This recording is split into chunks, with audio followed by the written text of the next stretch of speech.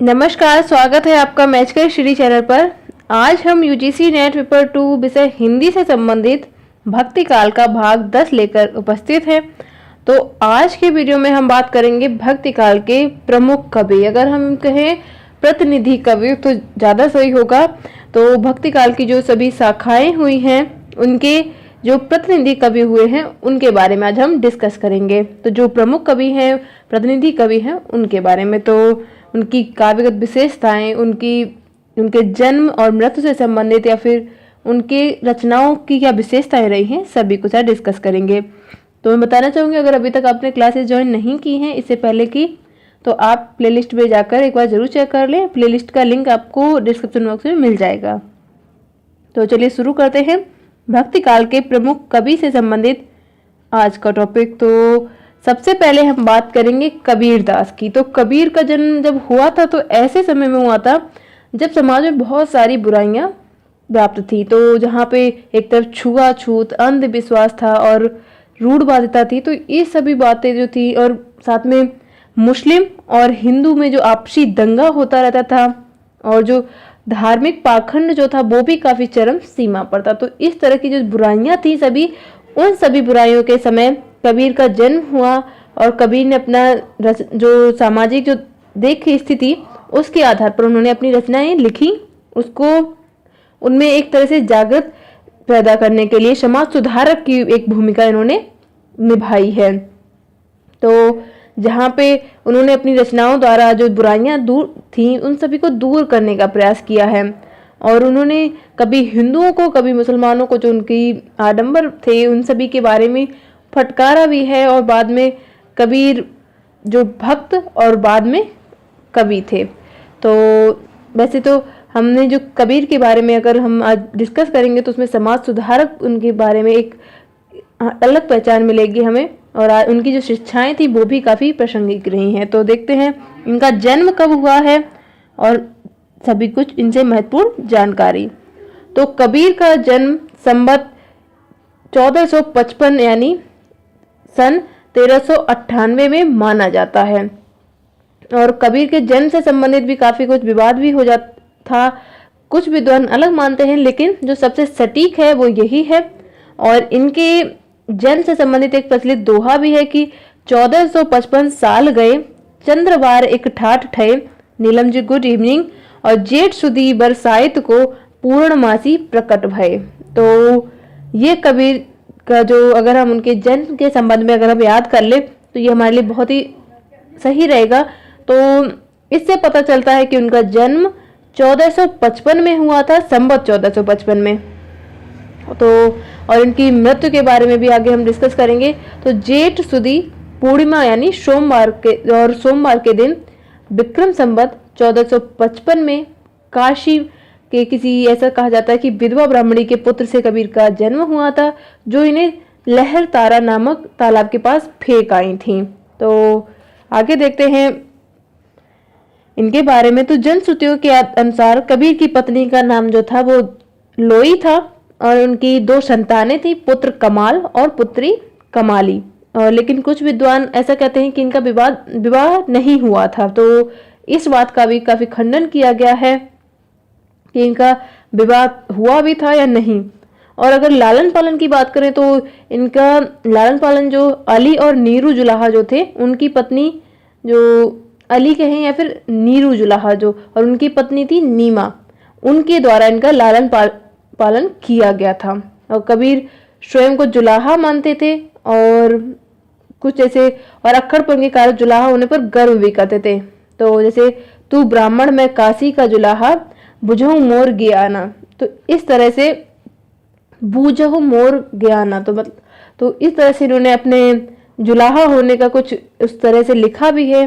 और इनकी मृत्यु जो हुई थी संवत 1557 में हुई थी, जो कि मगहर नामक स्थान पर हुई थी। तो मगहर नामक जो स्थान है, यहाँ पे क्या एक प्रचलित था, एक जो लोगों में ऐसा था कि यहाँ पे मरने से जो जिनकी मृत्यु होती है उन्हें नरक मिलता है।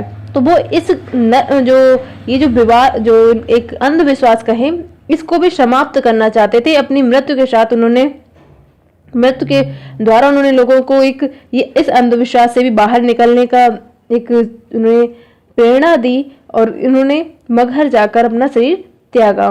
तो ऐसा ही विचार था कि वहां पे जो भी व्यक्ति मरता है तो वहां नरक मिलता है और काशी में जिनकी मृत्यु होती है उन्हें स्वर्ग मिलता है। तो वो हमेशा कबीर हमेशा ही अंधविश्वास और रूढ़ियों का खंडन करते रहे हैं। तो अपनी मृत्यु के समय भी उन्होंने इस अंधविश्वास को खत्म करने का प्रयास किया है। और जो कबीर का जन्म वगैरह तो हम देख ही चुके हैं। और कबीर के गुरु रह गए, तो गुरु जो थे इनके रामानंद थे। और आगे देखते हैं इनकी कुछ कृतियों के बारे में। तो कबीर पढ़े लिखे नहीं थे ऐसा माना जाता है, और कबीर पढ़े लिखे नहीं थे जो उन्होंने स्वयं स्वीकार किया है। उन्होंने कहा है कि मत्स्य कागज छुओ नहीं, कलम गहो नहीं हाथ। तो इससे पता चलता है कि उन्होंने जो पढ़े लिखे नहीं थे, उन्होंने जो अपनी अनुभूतियां थी, उनकी स्वानुभूति थी, उसको कविता के रूप में उन्होंने व्यक्त किया था। और उनकी कविताओं का जो संग्रह था बाद में उनके भक्तों ने किया था, जैसे शाखी हुई, सबद, रमैनी। तो ये सभी जो तीनों हैं ये बीजक नाम से संग्रह, एक उनकी कबीर की बाड़ी का संग्रह जो प्रस्तुत हुआ तो वो बीजक नाम से प्रस्तुत हुआ। तो ये कबीर की सबसे प्रामाणिक रचना मानी जाती है। तो हम देख लेते हैं। तो कबीर की रचनाओं का संकलन बीजक नाम से प्रस्तुत किया गया था, जिसमें 3 भाग थे। पहला शाखी, दूसरा सबद और तीसरा रमैनी। तो इन तीनों के बारे में इनमें क्या क्या विशेषताएं थी, कई बार पूछ लेते हैं प्रश्न।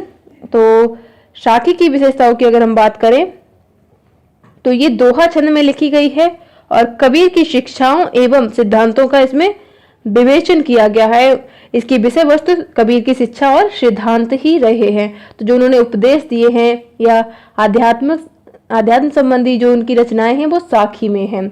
और इसकी जो भाषा है वो सदुक्कड़ी है, यानी सदुक्कड़ी अर्थात राजस्थानी मिश्रित खड़ी बोली। तो राजस्थानी पंजाबी में से जो खड़ी बोली है उसको सदुक्कड़ी कहा गया है। और शबद की बात करें तो शबद में कबीर के पद को शबद कहा गया है। ये गेय पद है तथा इसमें संगीतात्मकता विद्यमान है। इन्हें राग रागनियों से निबंध किया गया है। तो इसमें योग, साधना एवं भक्ति संबंधी गाने के पद हैं।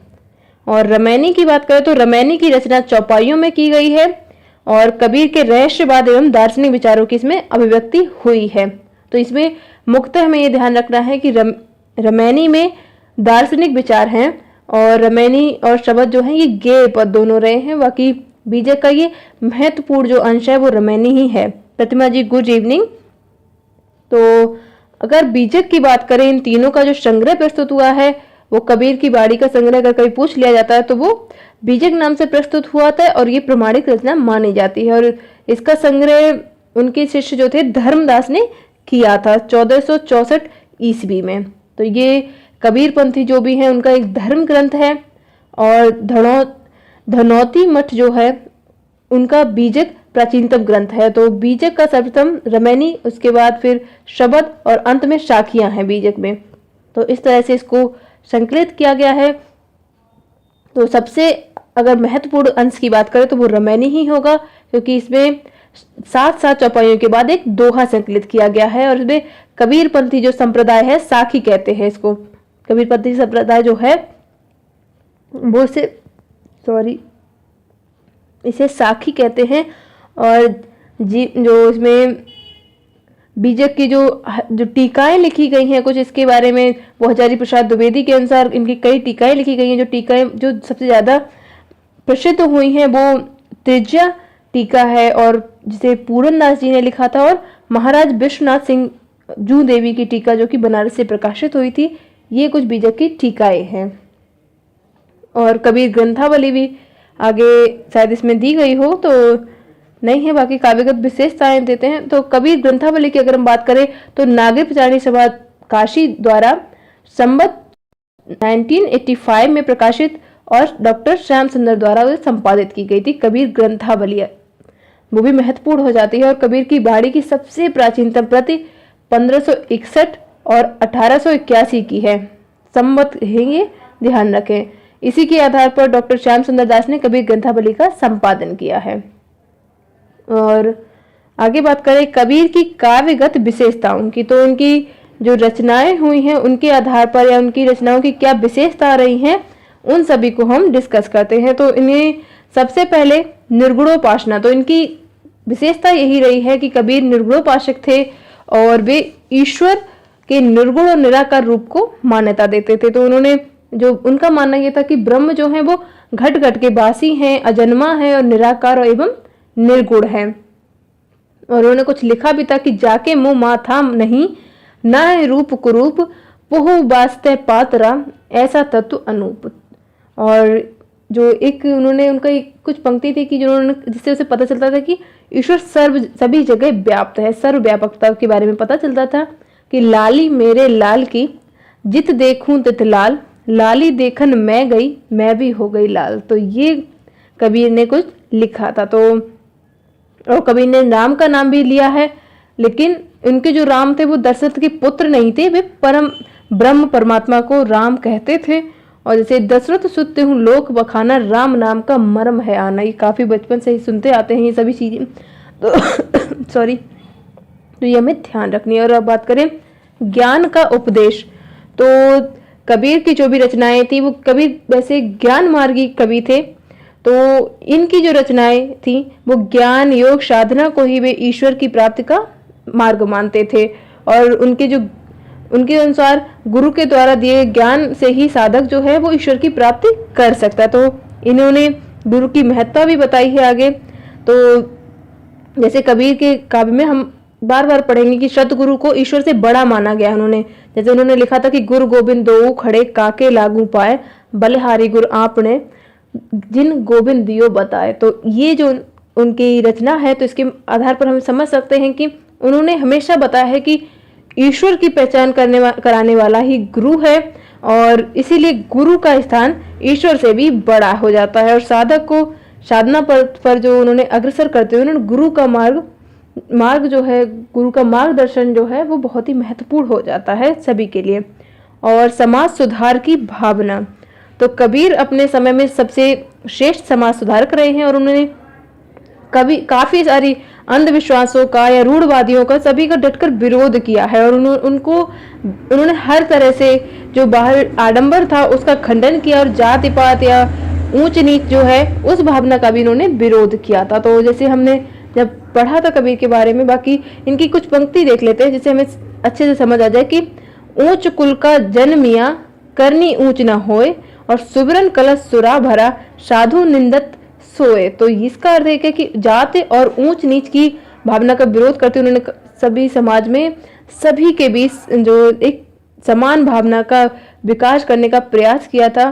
तो उनका यही कहना था कि इन जो पंक्तियों का अर्थ अगर हम समझे तो कि ऊंचे कुल में जन्म लेने से कोई ऊंचा नहीं हो जाता, बड़ा नहीं हो जाता, बल्कि कर्म से ही इंसान बड़ा होता है। तो इन्होंने सभी में समाज सुधार की भावना का भी विकास किया, समाज का विकास करने में इन्होंने काफी सहयोग किया है। और हिंदू मुस्लिम एकता का इन्होंने समर्थन भी किया है। तो कबीर ये चाहते थे कि जो हिंदू और मुस्लिम है वो प्रेम और भाईचारे से रहे, उनका सबसे एक उद्देश्य यही था। तो राम और रहीम की एकता स्थापित करते हुए उन्होंने बताया था कि ईश्वर दो नहीं हो सकते, ये तो लोगों का जो भ्रम है, जो खुदा को और परमात्मा को अलग अलग मानते हैं। वो कहते थे कि जुई जगदीश कहाँ ते आया, कहो कौने भरमाया। तो दुई जगदीश कहाँ से आया, कि दो भगवान कहाँ से आए हैं और ये किसने बताया है, ऐसा कहीं नहीं है। ईश्वर एक ही है और सभी के लिए भगवान की बात करें एक है। तो मुसलमानों की तरह उन्होंने मूर्ति पूजा का भी खंडन किया है और एकेश्वरवाद की मान्यता दी है, और उन्होंने अवतारवाद का भी विरोध ही किया है। बाकी आगे देखें हिंसा का विरोध, तो वो अपनी पंक्तियों द्वारा हिंसा का लगातार विरोध करते रहे थे। तो उन्होंने जैसे कहा था कि बकरी पाती खात है, ताकि काड़ी खाल, जे नर बकरी खाता तिनके कौन हवाल। यानी जो बकरी जो घास पत्तियां खाती है उसकी तो खाल खींच ली जाती है, लेकिन जो मनुष्य बकरी का मांस खाते हैं तो उनकी क्या दशा होगी।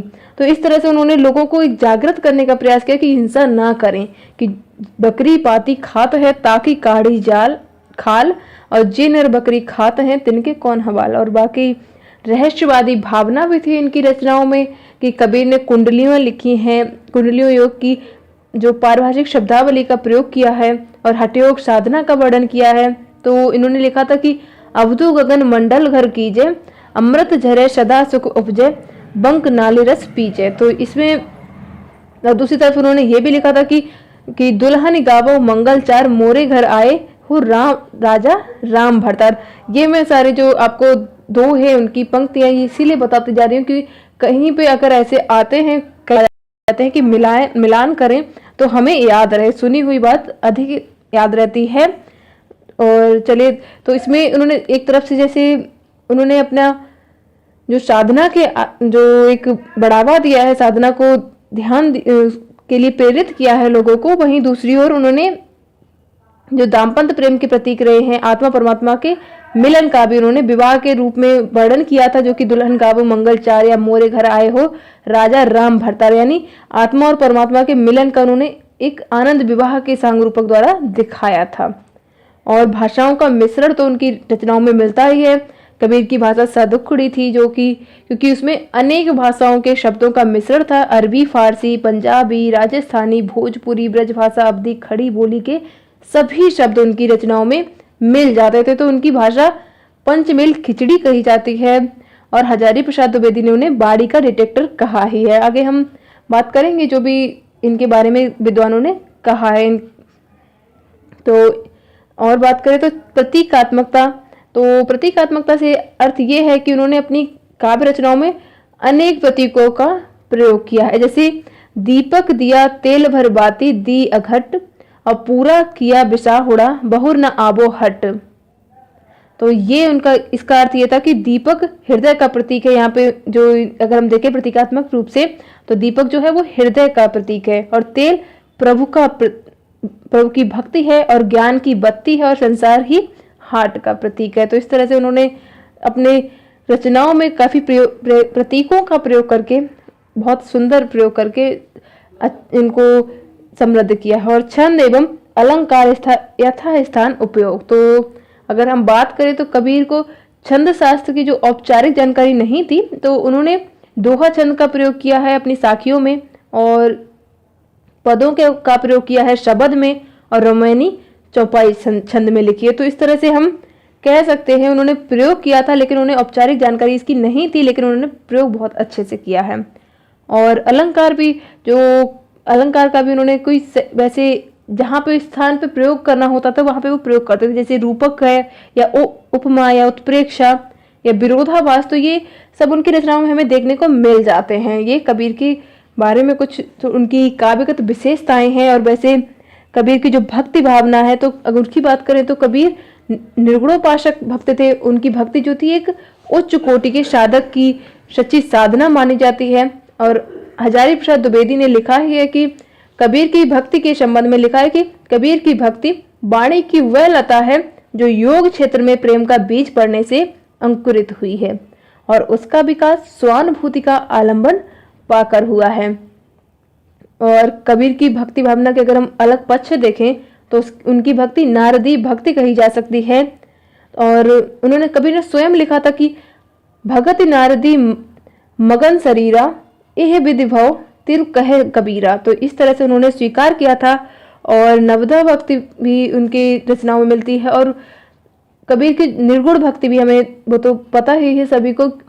तो भक्ति काल की जो प्रमुख दो काव्य धारा हुई है सगुण और निर्गुण, उनमें से कबीर संत कबीर थे, तो संत धारा से संबंधित थे। और उनका कबीर की ज्ञान मार्गी भक्ति थी, क्योंकि उन्होंने ज्ञान मार्गी भक्त होने के कारण कबीर ने जो बहुत सारा अंधविश्वास था या मूर्ति पूजा से संबंधित हो या छापा या तिलक से संबंधित कहे, तो इन सभी का विरोध किया था। उन्होंने समाज को ज्ञान दिया था। और कबीर के बारे में कहा जाता है कि विद्रोहात्मक और समाज दर्शन और प्रासंगिकता, तो ये कुछ इनके बारे में शब्द कहे गए हैं। तो कबीर मध्यकाल से ही क्रांतिकारी थे। उनके जीवन का जो मूल उद्देश्य था वो हिंदू मुस्लिम एकता को स्थापित करना था। और ये सब हम आगे डिस्कस कर चुके हैं, इनकी जो सारी विशेषताएं हैं। बाकी चलिए देखते हैं अब अगले कौन है, मलिक मोहम्मद जायसी। तो मलिक मोहम्मद जायसी के बारे में बात करें तो इनका जन्म जायस नामक स्थान पर हुआ था, जो उत्तर प्रदेश के रायबरेली जिले के निकट है। तो इनकी जो जीवन वृत्त वैसे अनुमानता जो बताई जाती है वह 1492 बताई जाती है। बाकी इसके बारे में भी काफी मतभेद भी है। बाकी अनुमानतः बताई जा सकती है, क्योंकि इनके माता पिता का भी विवरण नहीं मिला है और वे अपने नाना के यहाँ पे रहकर पले बड़े थे और जो इनके गुरु थे वो संत मुबारक शाह से उन्होंने दीक्षा ली थी। और पद्मावत की रचना मातृभूमि जायस में ही इन्होंने की थी। तो ये एक धर्मनिष्ठ मुसलमान थे और जो उस समय की जो धर्म साधना से पूरी तरह से परिचित थे और सूफी धर्म में जो दीक्षित जायसी जी के जो विचार थे वो मुसलमान प्रकार के ही थे, मुसलमानों से ही संबंधित थे। और वे वैसे शरीर से तो कुरूप थे, लेकिन उनकी एक आंख भी नहीं थी, ऐसा भी बताया जाता है। और जब वे एक राजा के दरबार में गए तो उनकी कुरूपता देखकर सभी लोग हंसने लगे। तो उन्होंने सबने उपहास किया। तो जायसी ने कहा, मैं कहूँ हंसे से कि कोह रही। तो इसका अर्थ ये था कि मेरे ऊपर हंस रहे हो, या मुझे बनाने वाला तो परमात्मा है, यानी मुझे बनाने वाला तो वो कुम्हार है जिसने मुझे बनाया है, मेरे ऊपर मत हंसिए, मेरे ऊपर जो हंस रहे हो आप लोग। तो इस तरह से उन्होंने अपने जो उपहास था उसका भी उन्होंने उस समय जवाब दिया जिस तरह से। और जायसी प्रारंभ में गाजीपुर और भोजपुर के महाराजा के यहाँ रहे और बाद में अमेठी नरेश राम सिंह के दरबार में रहे। तो ये इस तरह से कई बार पूछ लेता है कि किस किस के इनके आश्रयदाता कौन थे, आश्रयदाता राजा का नाम बताएं। तो इस तरह से ध्यान रखें कि जायसी जी पहले गाजीपुर और फिर बाद में भोजपुर के महाराजा के यहाँ रहे, बाद में अमेठी नरेश राम सिंह के दरबार में ये रहे थे। और इनके गुरु तो हम बात कर ही चुके हैं, बाकी जायसी की जो रचनाएं हैं उनको भी देख लेते हैं। इनका मृत्यु सन 1542 में हुई थी। इनकी रचनाएं हैं पद्मावत, अखरावट और आखिरी कलाम। और इन तीनों रचनाओं को आचार्य रामचंद्र शुक्ल जी ने संपादित किया है, जो कि जायसी ग्रंथावली के नाम से। और जायसी ग्रंथावली हमारे सिलेबस में सम्मिलित है, वो इकाई 5 में हमें डिस्कस करनी है। तो ये जो जायसी जी हैं ये चिश्ती संप्रदाय के जो प्रवर्तक निजामुद्दीन औलिया हुए हैं उनकी शिष्य परंपरा के अंतर्गत आते हैं। और बाकी इनका बचपन का नाम मलिक शेख मुंसफी था और इनका जो मोहम्मद नाम से ये प्रसिद्ध हुए थे और मलिक इनकी पैतृक उपाधि थी, तो इसलिए इनका जो पूरा नाम है मलिक मोहम्मद जायसी था और ये सिद्ध फकीरों में गिने जाते थे। तो इनकी जो कुछ और रचनाएं मिली हैं कहरनामा और चित्रलेखा। तो पद्मावत की बात करें तो पद्मावत ये एक प्रेमाख्यान है जिसमें चित्तौड़ के राजा रत्नसेन और सिंहल देव की राजकुमारी पद्मावती का प्रेम वर्णन किया गया है। और आचार्य रामचंद्र शुक्ल जी ने पद्मावत का प्रारंभ काल जो 1520 ईस्वी माना है।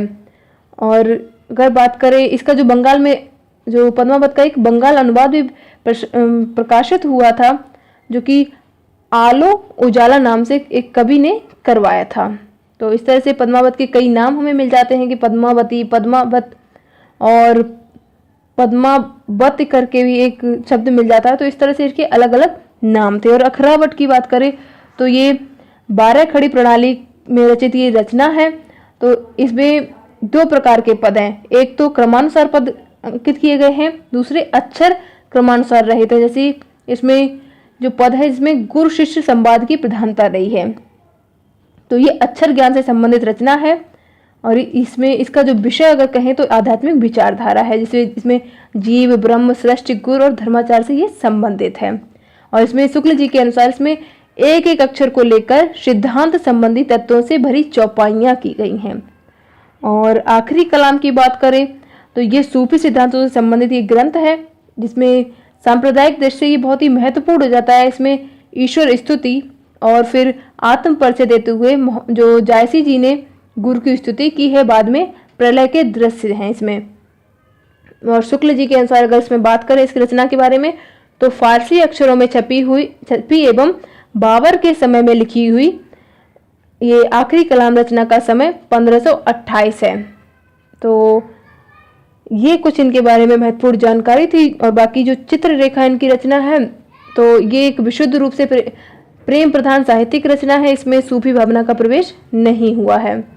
तो राम कुमार वर्मा जी ने इनके बारे में लिखा है कि हिंदी साहित्य में केवल जायसी ही एक ऐसे पुराने लेखक हैं जिनकी कृति का वास्तविक स्वरूप हमारे सामने है।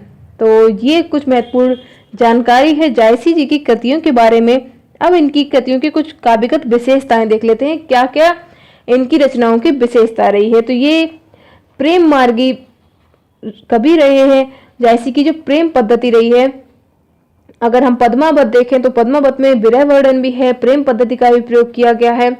तो मुख्यतः ये प्रेम मार्गी कवि माने जाते हैं।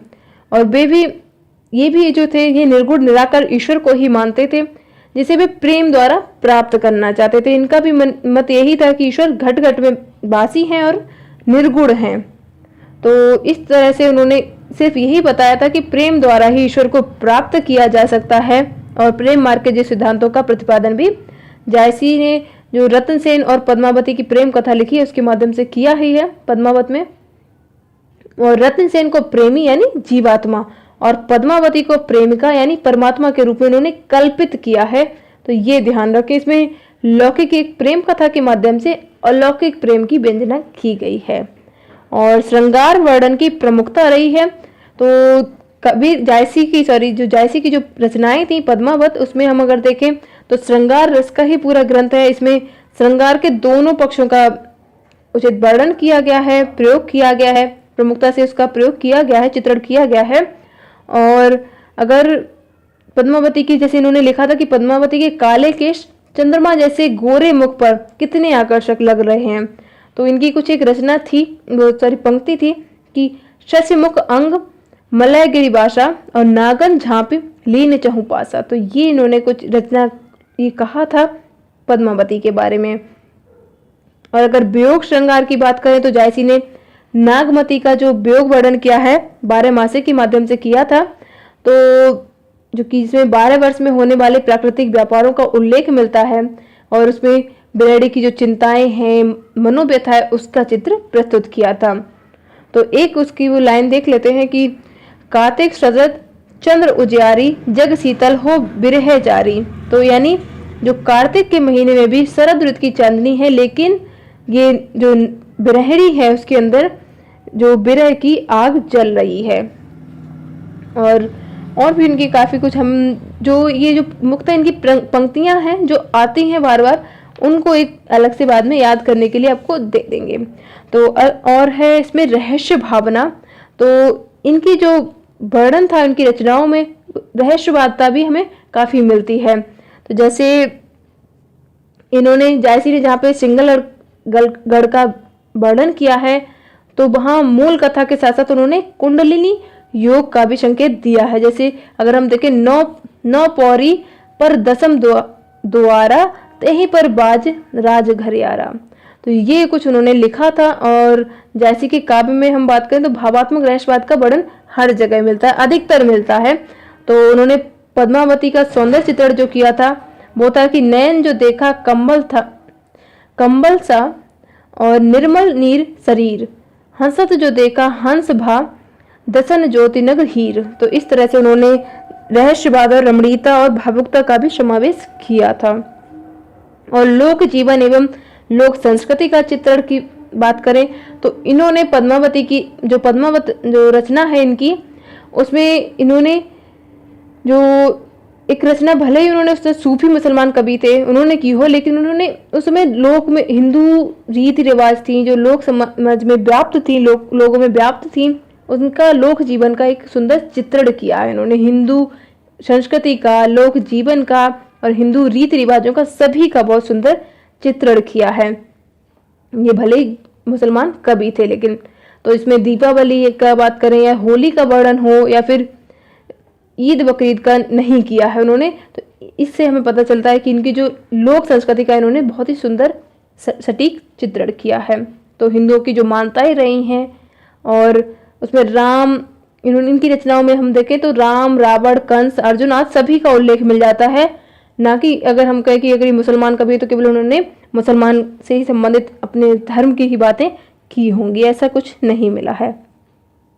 और वस्तु वर्णन की प्रधानता, तो जायसी के पद्मावत में हम वस्तु वर्णन की प्रधानता देखते हैं। उसमें नगर वर्णन, समुद्र वर्णन, प्रकृति वर्णन और भोजन वर्णन आज सभी मानव के ज्ञान कोश से संबंधित इन्होंने पर्याप्त वर्णन किया है।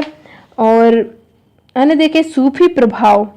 तो जो इनकी रचनाएं थी, पद्मावत में रचना सूफियों की मसनबी शैली में इन्होंने की थी। इसमें सबसे पहले ईश्वर की वंदना, बाद में उसके बाद पैगंबर साहब की वंदना की थी, उसके बाद गुरु वंदना की थी और फिर उसके बाद तत्कालीन जो शासक थे उसकी प्रशंसा की थी। तो ये मसनबी शैली के अंतर्गत इन्होंने इसकी रचना की थी। और बाकी सूफी साधना के 4 पड़ाव आपको मैं बता चुकी हूँ, जो एक अलग से संप्रदाय और उनसे संबंधित एक हमने एक वीडियो बनाया है, अगर आपने अभी तक नहीं देखा तो वहाँ से देख सकते हैं। और अलग अलग इनकी जो अलंकारों का प्रयोग किया है, इसमें दोहा चौपाई छंद का प्रयोग मिलता है, जो कि दोहा चौपाई छंद की बात करें तो ये पद्मावत में इन्होंने किया था। बाद में ये जो ऐसा कहा जाता है कि बाद में रामचरितमानस में तुलसी ने भी इसी पद्धति में काव्य रचनाएं की थी। तो जैसे पहले जो रचना की गई थी वो जायसी ने दोहा चौपाई छंद में की थी, उसके बाद रामचरितमानस में तुलसी ने की थी।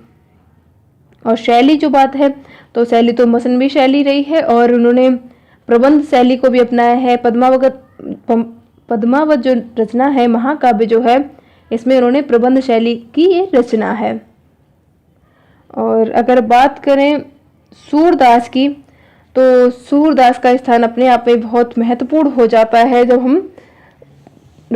हम भक्ति काल की रचना पढ़ते हैं, भक्ति काल के बारे में जानकारी लेते हैं। तो सूरदास का जन्म जो है वो संवत 1535 में हुआ था, अर्थात 1478 ईस्वी में हुआ था और आगरा के समीप रुनकता नामक ग्राम में हुआ था।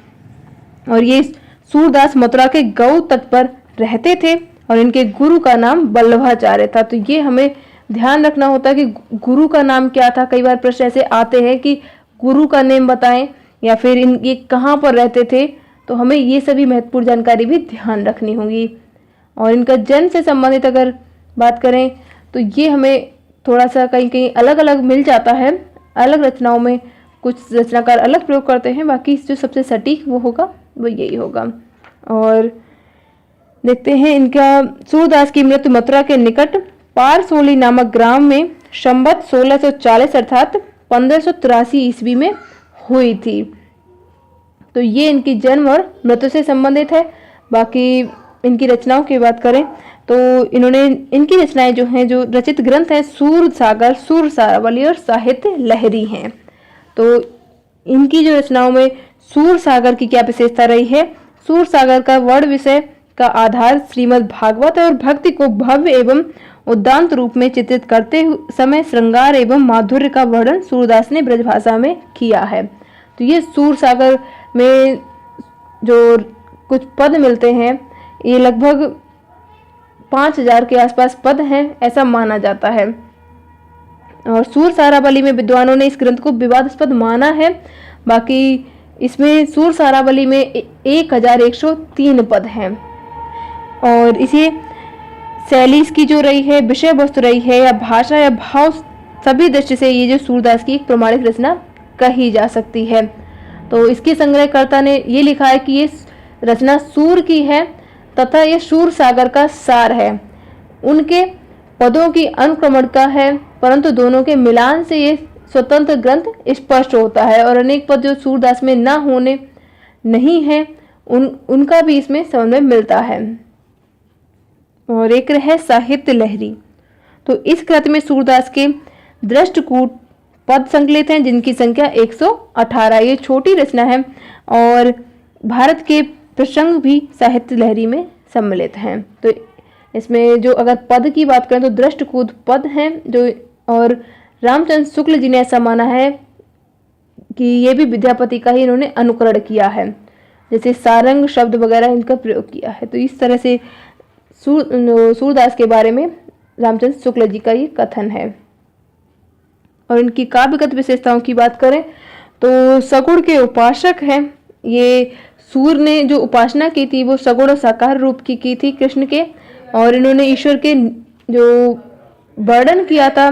तो इनका मानना था कि इनकी जो उपासना है वो जो कुछ अगर हम पंक्तियों द्वारा देखें तो ज़्यादा समझ में आएगा कि जो गूंगे मीठे फल को रस अंतर्गत ही भावे और मन वाणी को अगम अगोचर सो जाने को जो पावे और रूप रेख गुण जात जुगत बिन निरालंब कित धावे और सब विधि अगम विचारहि ताते सूर सगुन लीला पद गावे। तो इस तरह से इन्होंने जो कहा था कि ईश्वर के निराकार निर्गुण रूप का वर्णन ही बहुत कठिन है, उसकी उपासना न जाने कैसे होगी। तो इन्होंने सगुण उपासना की थी। सगुण अपने इनके अनुसार निर्गुण ब्रह्म इंद्रियातीत हैं और मन और वाणी से परे हैं, इसलिए इन्होंने कृष्ण की लीलाओं का गान किया था। और लीला पुरुषोत्तम कृष्ण की भक्ति की बात करें तो सूर्य के जो इष्ट देव थे वो कृष्ण थे, लीला पुरुषोत्तम थे, तो वे राम के समान मर्यादा पुरुषोत्तम नहीं थे। और कृष्ण ने ब्रज की गोपियों के साथ जो रास रचाई थी या प्रेम किया था, उस सभी का वर्णन मिल जाता है इनकी रचनाओं में। और सूर्य के कृष्ण खेल में हार जाने पर अपनी हार स्वीकार नहीं करते थे और सखाओं को दाव देने में आनाकानी करते थे। इन सभी का इन्होंने वर्णन किया है। और उन्होंने एक पंक्ति लिखी थी कि खेलत में को काको गुसैया हरे हारे जीते श्रीदामा बरबस ही कत करत ऋषयाम। तो इस तरह से उन्होंने कहा था कि खेलत में को काको गुसैयाम। तो इस तरह से वो अपने अब जब हार जाते थे तो अपने दूसरे सखा को दाव नहीं देते थे। और बात करें भ्रमर गीत के रचनाकार की, तो सूर्य ने ज्ञान की अपेक्षा भक्ति को और निर्गुण की अपेक्षा सगुण को श्रेष्ठ सिद्ध करने के लिए भ्रमर गीत की रचना की थी।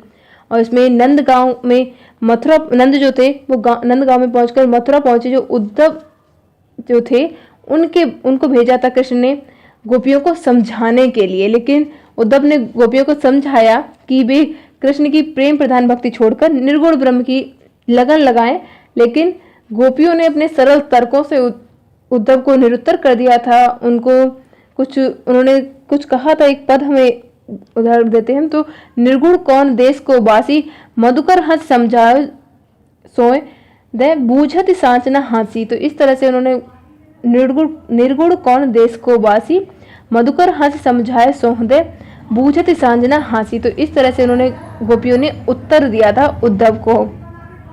और सुंदर प्रकृति चित्रण की बात करें तो सूर्य ने मानव प्रकृति और बाह्य प्रकृति सभी का एक आकर्षक चित्रण प्रस्तुत किया अपनी रचनाओं में।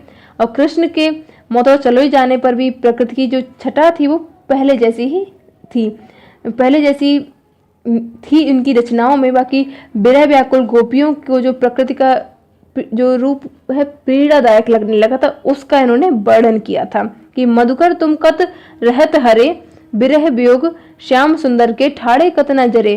तो इस तरह से गोपियां जो कहती हैं, तो क्योंकि जब प्रकृति अपना उसी तरह से आकर्षक है, प्रकृति अपना उसी तरह से छटा प्रस्तुत कर रही है, तो वो लेकिन गोपियों को चुभ रही है, तो इसलिए गोपियां उनसे कुछ इस तरह से प्रस्तुत किया है सूरदास जी ने। तो इसमें भी बात करें तो सुंदर प्रकृति चित्रण किया है उन्होंने। और अद्वितीय वात्सल्य वर्णन, तो कबीर की सूर की रचनाओं में जो हमें वात्सल्य वर्णन मिल जाता है वैसा हमें कहीं नहीं मिलता है। तो ये वात्सल्य रस के सम्राट कहे जाते हैं। सूर ने अपनी जो कहा जाता है कि अंधे थे, तो अंधी आंखों से बालक की जितनी क्रीड़ाएं देखी हैं उतनी आंखों वाले कभी भी नहीं देख पाते हैं। तो सूर वात्सल्य रस का कोना कोना झांक आए हैं और सूर का हृदय सबसे अधिक कृष्ण की बाल लीला में के ही वर्णन में रमा है। हम जब रचना पढ़ते हैं तो बिल्कुल ऐसा लगता है कि हम साक्षात कान्हा को ही देख रहे हैं।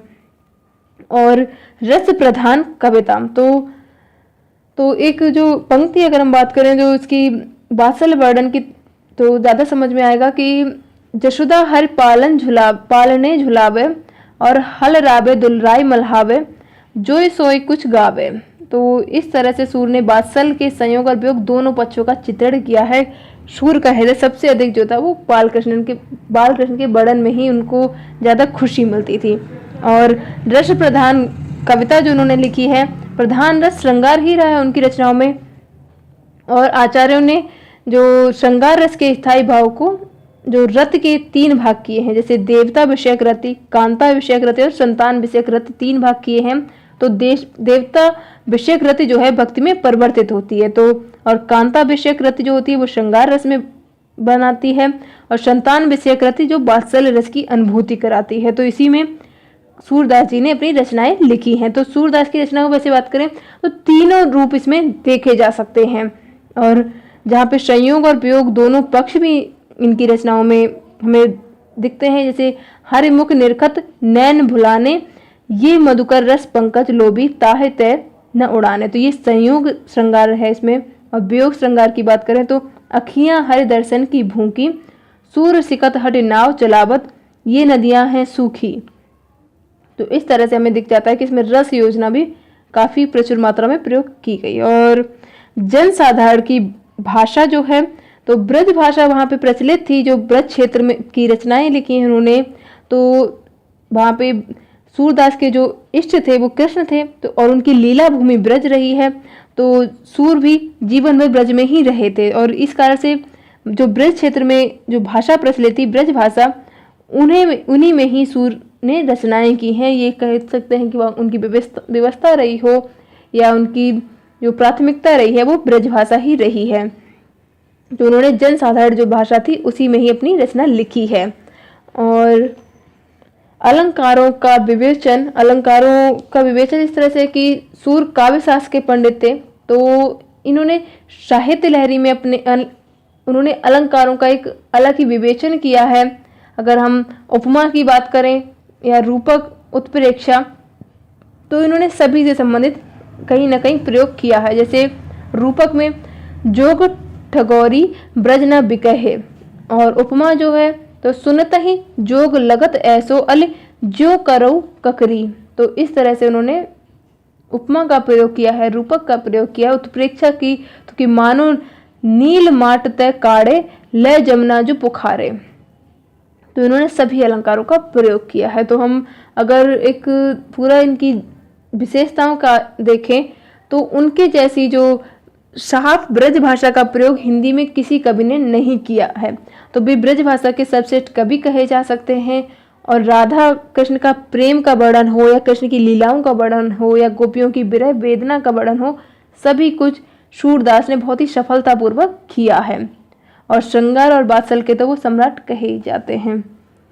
और अब बात करेंगे तुलसीदास जी के बारे में। तो तुलसीदास जी का जन्म कब हुआ था और उनकी क्या कौन कौन सी रचनाएं रही हैं उन सभी के बारे में। तो तुलसीदास जी के जन्म संबत के विषय में काफी विवाद रहा है। उनका काफी पर्याप्त मात्रा में विवाद रहा है, क्योंकि कुछ अलग मानते थे, तो इनका कुछ सटीक नहीं मिल पाता है। लेकिन फिर भी जन्म से संबंधित कुछ प्रसिद्ध दोहा है कि 1554 विषय कालंदी के तीर और श्रावण शुक्ला सप्तमी तुलसी धरो शरीर। तो हम इसे इसके आधार पर याद कर सकते हैं 1554 विषय। तो 1554 हम इनका समझ सकते हैं जो इनका समय रहा होगा 1500 विक्रमी के आसपास। तो लेकिन अगर हम इसको भी अगर देखें तो इसको भी स्वीकार नहीं किया जा सकता, क्योंकि इसके आधार पर भी 126 वर्ष बैठती है उनकी उम्र, क्योंकि उन्होंने मृत्यु वाला तो इनका बिल्कुल सटीक ही है। तो इस आधार पर भी कुछ विवाद ही माना जाएगा। बाकी जो आप देख लें अगर कहीं आपकी बुक में सटीक दिया गया हो। और इनके पिता का नाम आत्माराम दुबे एवं माता का नाम हुलसीता। और ब्राह्मण परिवार में उत्पन्न तुलसीदास अपने शैशव से ही माता पिता के संरक्षण से वंचित हो गए थे, ऐसा माना जाता है। और इनके गुरु का नाम नरहरिदास था। तो इनकी अब हम कुछ काव्यगत विशेषताएं देख लेंगे, क्या इनकी रचनाएं हुई हैं, क्योंकि काफ़ी बड़ा वीडियो हो जा रहा है तो जल्दी जल्दी देखते हैं। तो इनका विवाह जो हुआ था वो दीनबंधु पाठक की रूपवती पुत्री रत्नावली से हुआ था। और अपनी पत्नी के रूपकर्षण में तुलसी सब कुछ भूल गए थे। और एक दिन पत्नी ने इनकी वरदक्षिणा की, जिससे इनका मन जो था एकदम राम में लग गया। वो राम की तरफ जो उन्होंने इनकी पत्नी ने कहा था, तो उसके आधार पर ये फिर राम की भक्ति में लग गए और अपना पूरा जीवन उसी में ही लगे रहे। और अन्य तथ्य से संबंधित देख लेते हैं। इनकी मृत्यु जो हुई थी 1680 में हुई थी और 1623 में तुलसी ने अपना शरीर, अगर ईस्वी में बात करें तो 1623 में इन्होंने अपने शरीर त्याग दिया था। और इनकी रचनाएं रामचरितमानस है, काफ़ी सभी जानते हैं कितना बड़ा महाकाव्य है। और विनय पत्रिका है, कवितावली, गीतावली, बरवय रामायण और रामलला नहछू, रामाज्ञा प्रश्नावली, दोहावली, वैराग्य संदीपनी, जानकी मंगल, पार्वती मंगल और कृष्ण गीतावली। इनकी बहुत सी रचनाएं, सभी रचनाएं जो हैं बहुत ही महत्वपूर्ण हैं। और इनकी कुछ विशेषताएं देख लेते हैं। तो समन्वयवादी प्रवृत्ति, तो इनकी जो रचनाएं थी, इन्होंने जो एक समन्वय भावना का एक प्रकट की है, उसकी एक चेष्टा की है इन्होंने, जो सामाजिक रूप से कहें या दार्शनिक रूप से। Vijay ji good evening. तो सामाजिक दार्शनिक सभी क्षेत्रों की विषमताओं को इन्होंने दूर करने का प्रयास किया है। और जैसे इन्होंने लिखा था कि शैव और वैष्णव का समन्वय करते हुए उन्होंने लिखा था कि शिव द्रोही मम दास कहावा, सो नर मोई सपने नहीं भाबा।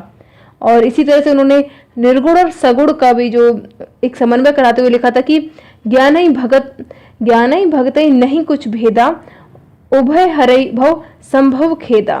और अगर बात करें इनकी जो परमात्मा निर्गुण निराकार थे इनके, और वही भक्तों के प्रेम में वशीभूत होकर उन्होंने सगुण और साकार हो जाते हैं, इन दोनों में कोई भेद नहीं है, इनका ऐसा मानना था। तो अगुण अरूप अलख अजोई और भगत प्रेम बस सगुन सो होई, तो ये इनका कुछ मानना था। बाकी लोक मंगल की भावना इनकी रचनाओं में मिलती है। तो इसमें इन्होंने जो भी रचनाएं लिखी हैं उनके आधार यही है कि जन सामान्य का जन कल्याणकारी रहे इनका काव्य। तो बाकी इनका जो काव्य रहा है वो जन कल्याणकारी तो रहा ही है, और अमंगल का विनाश करने वाला है, मंगल का विधान करने वाला तो है ही। इसमें सबसे अधिक जो महत्ता अगर हो सकती है वो श्री रामचरितमानस की ही होगी। और उस जो राम कथा की जो मंगल विधान करने वाली कथा है, तो इसमें उन्होंने कहा था कि मंगल करण कलिमल हरण, तुलसी कथा रघुनाथ की, और गतिकूर कविता सरित की, जो सरित पावन पाथ की। तो इस तरह से इन्होंने लोक मंगल की भावना भी जागृत की थी। और आदर्श नायक की परिकल्पना, तो इन्होंने राम को जो एक आदर्श नायक के रूप में प्रदर्शित किया था, सभी को उनको आधार बनाकर लोगों में जो जीवन के प्रति सभ्यता और आदर्श का एक प्रतिमा जो उन्होंने भगवान राम की बनाई थी, उसको सभी ने, जिससे कि नैतिकता का भाव सभी में जागृत हो सके उनमें। लेकिन उसके साथ साथ त्याग और विराग या लोकहित या मानवता को सबसे ऊपर इन्होंने दर्शाया है। तो भी जो इन्होंने जो भी प्रयोग किया है, जो भी रचना लिखी है, तो राम जो थे वो लोक रक्षक और धर्म संस्थापक के रूप में इन्होंने राम को प्रस्तुत किया है, और सीता को आदर्श पत्नी और भरत को आदर्श भाई के रूप में, भरत और लक्ष्मण को तो इस तरह से, और हनुमान को आदर्श सेवक के रूप में इन्होंने प्रस्तुत किया। तो हम कह सकते हैं कि तुलसी ने एक लोक मंगलकारी और एक आदर्श नायक की जो परिकल्पना की है इनकी रचनाओं के द्वारा, उसमें ये सफल भी हुए हैं। लोग सभी जो राम को आदर्श मानकर उनके जैसा आचरण करने का प्रयास भी करते हैं। और आदर्श चरित्रों की परिकल्पना, तो इनके जो बात वही होगी कि आदर्श नायक की परिकल्पना या आदर्श चरित्र की परिकल्पना वही होगा कि जो व्यवहार का जो उन्होंने प्रदर्शित किया, कि इस तरह से पूरा व्यवहार का एक दर्पण बनाया जिसका लोग जिसको आचरण स्वरूप उसको ग्रहण कर सके। कि वे एक स्थान पे कहते थे कि मंत्री, वैद्य और गुरु यदि कोई लोभ, लालच और भय से वशीभूत होकर चापलूसी करते हैं और सत्य वचन नहीं सुनते हैं, तो उस राजा का राज्य, रोगी का शरीर और व्यक्ति का धर्म शीघ्र ही नष्ट हो जाता है। तो इस तरह से उन्होंने एक आदर्श भी प्रस्तुत किया है, लोगों को एक समझाने का प्रयास किया है। और आचार्य रामचंद्र शुक्ल जी के बारे में बात करें तो उन्होंने लिखा है कि वह व्यवस्था या व्रत जिससे लोक में मंगल का विधान होता है और अभ्युदय की सिद्ध होती है, वही धर्म होता है। तो इसका सभी हमें इनके अनुसार जो तुलसी जो थे, पीयूष जी नमस्कार, तो तुलसी का जो काव्य का उद्देश्य यही रहा है कि लोक मंगल हो सके, सभी में आदर्श प्रस्तुत किया जा सके। और रामचंद्र शुक्ल जी की ही एक पंक्ति और देख लेते हैं कि व्यक्ति संबंधहीन सिद्धांत मार्ग निश्चयात्मक बुद्धि को चाहे व्यक्त हो या प्रवर्तन मन को अव्यक्त रहते हैं, वे मंगलकारी तभी लगते हैं जब किसी व्यक्ति के जीवन क्रम के रूप में देखे जाएं। तो उसी को जो अगर इनकी रचनाओं में देखें तो हमें एक, जब उन्होंने एक व्यक्ति के आधार पर उनको प्रस्तुत किया था राम को एक भगवान रूप में, जो राम का हम चरित्र चित्रण देखते हैं, तो उसका सभी जो अपने जीवन में आचरण करने का प्रयास करते हैं। तो ये कुछ तुलसी की काव्यगत विशेषताएं थी। वीडियो काफ़ी लंबा हो जाएगा तो इसको बस इतना ही रखते हैं। अगर वीडियो आपको उपयोगी लगा हो या आज के सभी भक्ति काल के जो प्रतिनिधि कवि हुए हैं उनसे संबंधित, तो प्लीज़ वीडियो को लाइक करें। और अगर आपका कोई सवाल है, कोई आपका सुझाव है, तो प्लीज़ ज़रूर दें। आप कमेंट करके बता सकते हैं, मेल करके बता सकते हैं, और आपको टेलीग्राम ग्रुप और यूट्यूब चैनल का लिंक आपको डिस्क्रिप्शन में मिल जाएगा, और फेसबुक ग्रुप का और सभी जगह का। और इनसे संबंधित जो भी आप इस सप्ताह की PDF रहे हैं वो आपको टेलीग्राम और व्हाट्सएप ग्रुप में कल मिल जाएंगे। और कल सुबह टेस्ट होगा 8 बजे, जो आपका पूरे सप्ताह की जो भी क्लासेस हुई हैं उनसे संबंधित। तो सभी उपस्थित हैं, और अगर आपका कोई क्वेश्चन है, कोई आपका सुझाव हो तो प्लीज़ ज़रूर दें। वीडियो उपयोगी लगा हो तो प्लीज़ लाइक ज़रूर कर दें। कल के टेस्ट के लिए एक जानकारी दे दूं कि जो भी उसको जो आप आंसर करते हैं तो उसमें A और B के हिसाब से करते हैं कि ऑप्शन A सही है, ऑप्शन B सही है। तो इस तरह से ना करें, क्योंकि फिर उसका स्कोर कार्ड बनाने में प्रॉब्लम हो जाती है। तो आप अगर जब आंसर करें तो जो आपको A में जो ऑप्शन लिखा है उसको लिखें, कि अगर कोई रचना तुलसी की है या कबीर की है, तो 2 ऑप्शन दिए गए हैं। तो अगर आपको लगता है तुलसी की है तो आप तुलसी लिखें, और कबीर की है तो कबीर लिखें। ऐसा ना लिखें कि A या फिर B, ऐसा कुछ नहीं। इनको संकेतों का प्रयोग ना करें, क्योंकि स्कोर कार्ड बनाने में प्रॉब्लम हो जाती है। तो इस पिछले सप्ताह के इसीलिए नहीं बन पाए हैं। तो वीडियो उपयोगी लगा तो आप सभी लाइक